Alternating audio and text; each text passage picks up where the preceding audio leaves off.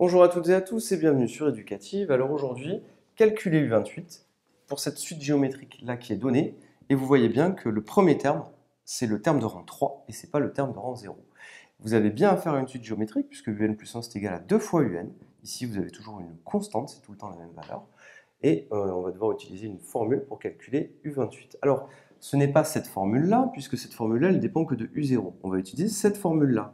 La petite valeur de P, ça sera évidemment 3. Donc on va réexpliciter la formule. Nous, on avait UN égale UP fois Q puissance N moins P.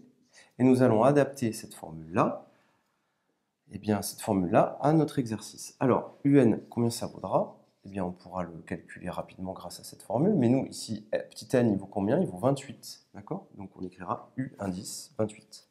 Donc, ici, vous écrivez U28 égale U. Alors, vous partez du terme de rang 3. Donc, vous écrivez 3. Multiplié par Q. Q, c'est la raison. La raison, ici, elle vaut 2. Donc, ça fait 2. Exposant n moins p. Donc, c'est 28 moins 3. Donc, le petit n, il valait 28, que j'écris en vert, moins 3. Et vous avez ici la réponse.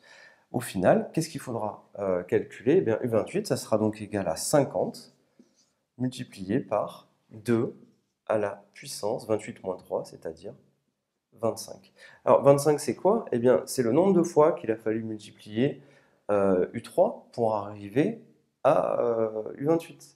Donc, on a dû multiplier 25 fois.